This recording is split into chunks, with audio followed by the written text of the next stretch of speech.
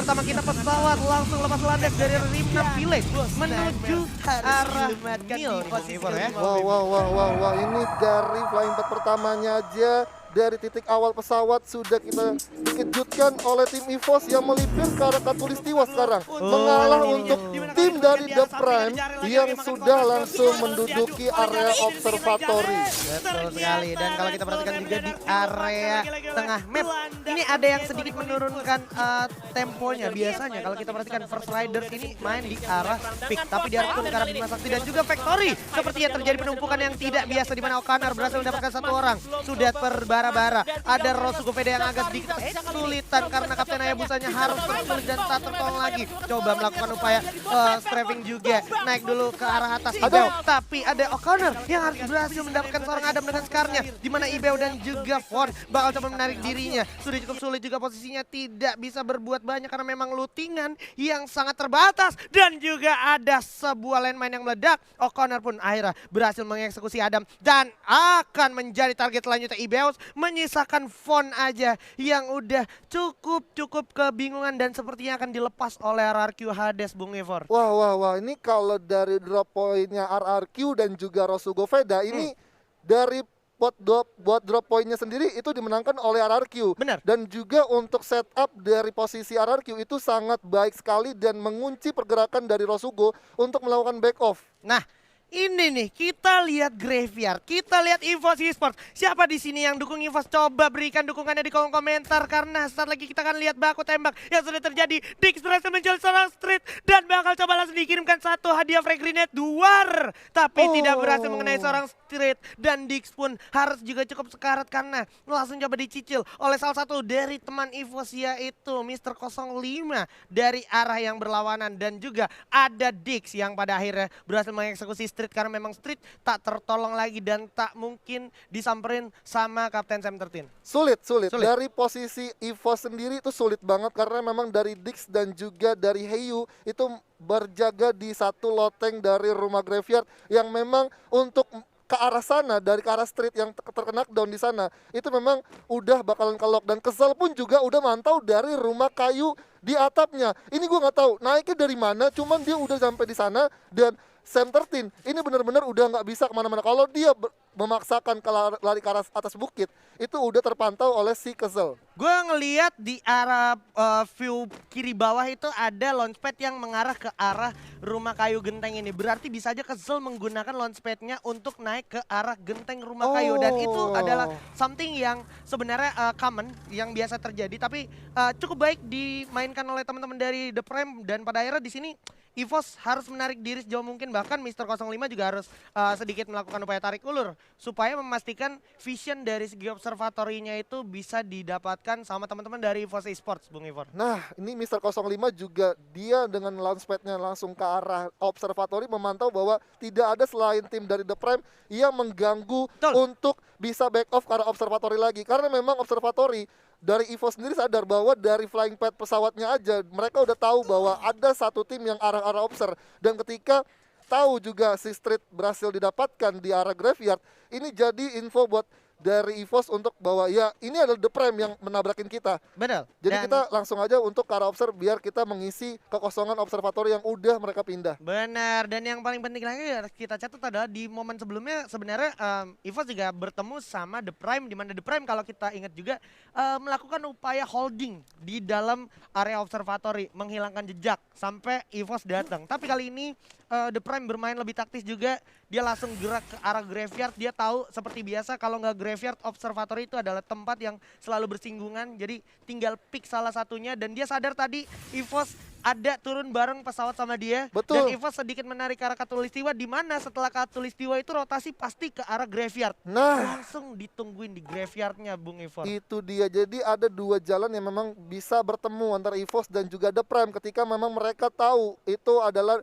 second untuk poin mereka bisa lootingan mereka. Iya, jadi dia dapat obsernya juga, Betul. dapat Graveyardnya juga. Betul. Tapi yang paling penting dari itu adalah bukan cuma sekedar lootingan, melainkan vision dan juga informasi. Adakah atau berapakah tim yang kira-kira potensial bakal mendekati kita? Nah, itu dia. Karena memang kita tahu ya, seperti kayak The Prime, kayak dari Red Bull sendiri, Betul. EVOS di map atas. Benar. Nah, jadi ketika mungkin tadi flying padnya dari arah hanggar ke arah mill, mungkin dari EVOS ataupun dari The Prime juga bakalan sadar bahwa ya udah, ini paling cuma kita aja yang ngisi di arah map atas, karena memang kalau dari arah Shipper sendiri Red Bull tuh cukup jauh dan mungkin aja Red Bull bisa pindah ke arah mill. Benar. Jadi emang itu udah udah diprediksi lah sama teman-teman dari The Prime maupun dari EVOS itu sendiri. Dan ngomongin tengah map nih ya, tengah map udah ada seperti biasa yaitu Dranix yang memang sudah nggak asing lagi di area tengah map. Dan yang menariknya juga tadi sempat gue mention pas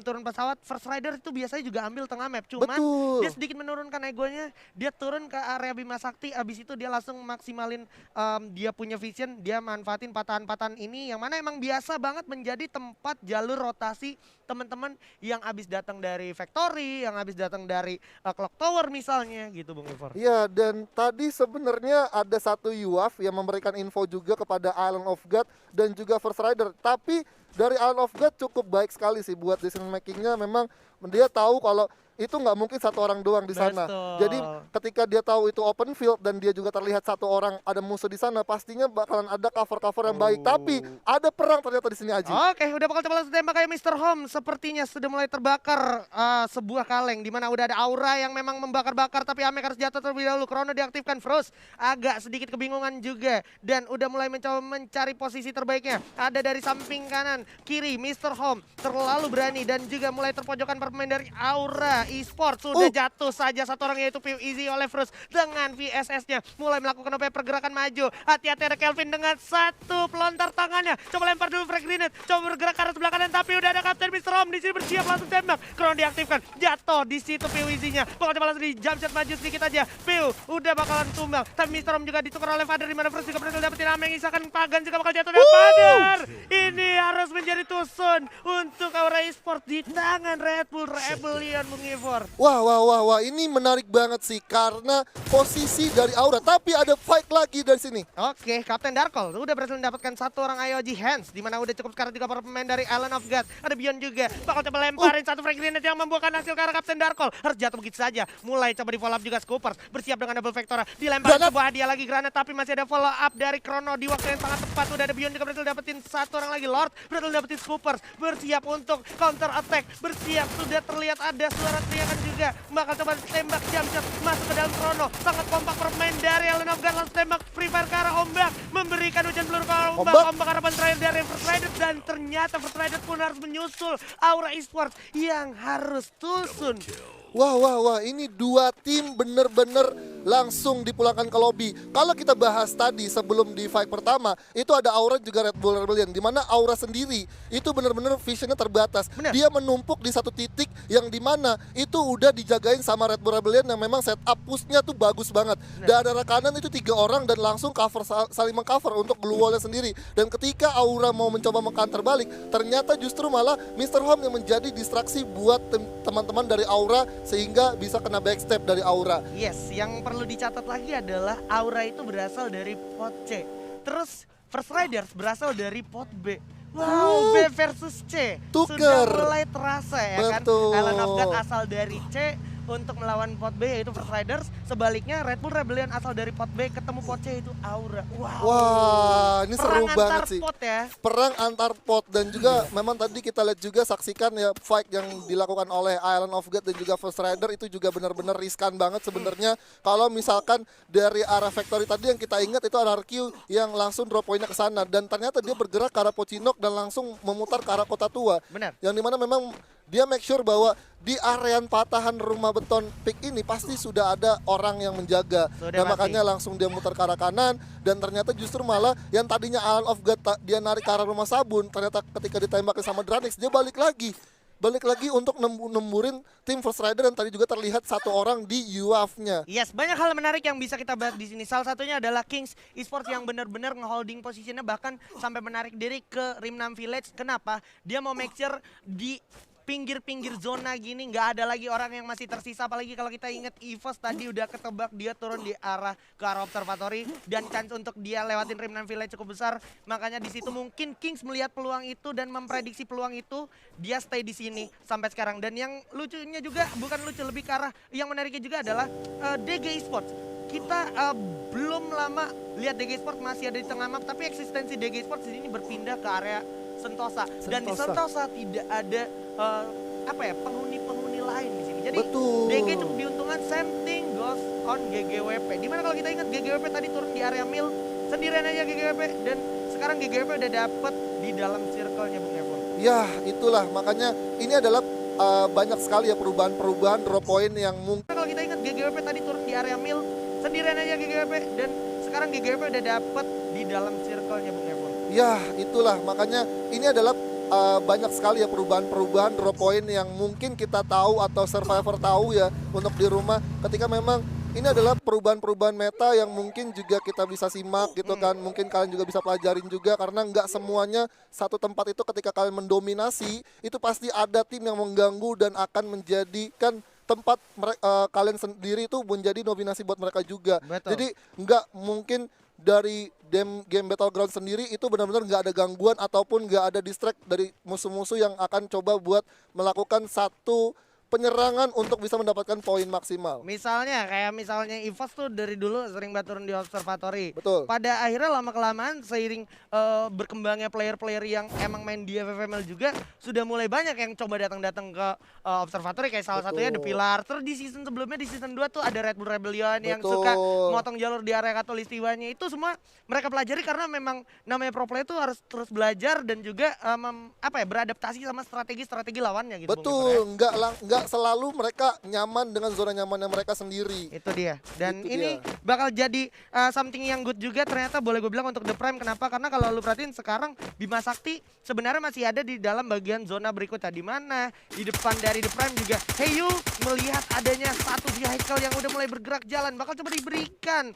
firing aja untuk memastikan atau mungkin lebih ke arah mengusir player tersebut agar tidak menjadi makanan siang, mungkin lebih tepatnya untuk The Prime ya. Ya, kalau kita lihat tadi yang mencoba untuk melakukan rotasi adalah tim EVOS, yang dimana tadi kalau misalkan EVOS tadi berhasil didapatkan oleh Heyu ketika dia nembakin vehicle, ini akan menjadi satu set push juga buat The Prime bisa mendapatkan 3 pemain sisanya dari EVOS, karena mobil tadi yang dipakai sama EVOS itu benar-benar lambat banget. Yes, tapi yang menarik adalah tadi kalau kita sempat bahas DG tuh tadi dari Sentosa, terus dia tiba-tiba sekarang udah ada di area pick, dan yang oke-nya juga boleh gue bilang di sini GGWP setelah dia sadar ada orang datang, dia nggak mau terlalu ambil resiko, dia langsung mundur pelan-pelan ke arah rumah Sultan deket zipline, dan juga dia langsung turun lagi ke dekat Riverfest per 3 kill. Dan sekarang sudah ada yang fight, dimana kalau kita perhatikan langsung Free Fire aja sang lone survivor terakhir dari Rosugo Veda harus tumbang di tangan EVOS Esports, Bung Ever. Wah, ini Rosugo Veda yang tadi menjadi lone survivor ya, tersisa 1, tapi ada Island of God lagi yang bertemu dengan Kings di sana, Aji.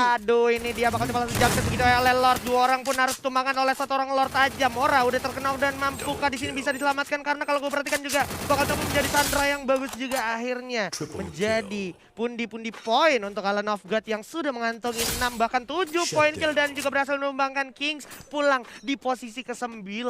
Kurang baik dari Kings Esports bertemu dengan Island of God, dan satu lone survivornya berhasil di take down oleh EVOS yang terlihat di area open field ketika mencoba melakukan back off, di mana sang kapten Straw Hat sendiri sudah kelimpungan untuk bisa berpindah ke arah tempat lain, karena memang udah di bibir zona, sudah dijaga oleh dari teman-teman Island of God. Ada lagi yang kelihatan sebenarnya dari arah kejauhan dari teman-teman Island of God sepertinya, tapi Island of God bakal coba komit untuk ambil objektif circle terlebih dahulu. Mr. 05 di sana yang sedang mengadu aim dari jarak kejauhan oleh Hen, dan juga Bion sepertinya udah mulai sadar temannya yang sedang berjibaku tembakan di sana. Rule Good pun bersiap untuk menjaga temannya jangan sampai temannya terculik, dan circle sementara itu akan berjalan di mana para pemain dari EVOS juga harus masuk ke circle dengan cepat dan segera. Ada satu lemparan frag grenade ke arah depan. Mr. Home tapi udah siap dengan glue wall untuk bertanding. Dan ada senjata jahanam yaitu M79 yang siap digunakan oleh Mr. Ari ke arah rumah L. Dimana udah langsung lontarkan begitu ya, glue wall udah dipasang juga. Bergerak, melakukan upaya pergerakan maju. Chrono diaktifkan juga untuk bertahan diri. Coba keker-keker dulu, tembak.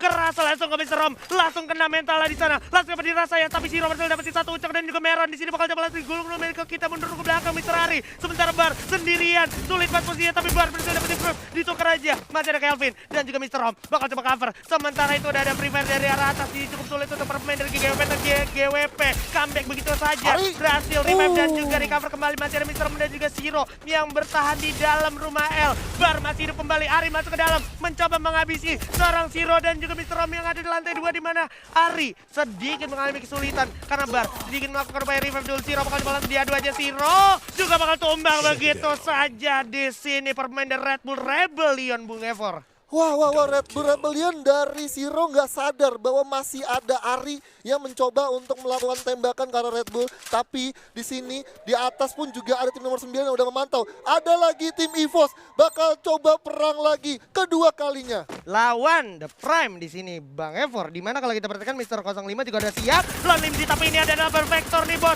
Mr. 05 udah mulai kelimpungan. Langsung jatuh terkena knockdown. Menyisakan Kenzo 7 dan juga Sam 13. Apakah mereka akan selamat? Kapten Sam 13 seperti biasa dengan snipernya dari jarak jauhan memastikan tidak ada orang yang mencoba mendekat. Ada lagi pelontar langsung ke arah Valen, jatuh satu orang Bion dengan kekuatan pelontar asal top global kill. Kita bakal coba langsung diadu dengan MP5, masih itu selamat. Coba jam satu, dua orang udah jatuh tapi ditukar aja dengan seorang Pac-Man. Masih ada Bion juga berhasil dapetin O'Connor, mundur dulu ke belakang. Lord harus sempat ditolong oleh seorang Rulgut, masih berhasil tempat dan ternyata RRQ ada juga harus ditembaki dari kejauhan oleh Jafra. Mr. Ari juga harus tumbang. Para pemain dari GGWP harus menjadi kekejaman korban dari DG Esport. EVOS pun harus posisi kelima. Ya, ada Bion juga harus terkena Playzone. Sudah sulit posisinya dan DG di sini menjadi tuan rumah dari circle terakhir, di mana TP pun harus ditembaki, harus diberikan hujan peluru ke arah depan dari tim DG Sport. Sudah terbuat posisinya. Java berhasil dapetin satu dan Kezel di sini cukup sulit karena memang dia benar-benar ada di pinggir zona, Bung Ivor. Wah, di pinggir zona benar-benar di sini TP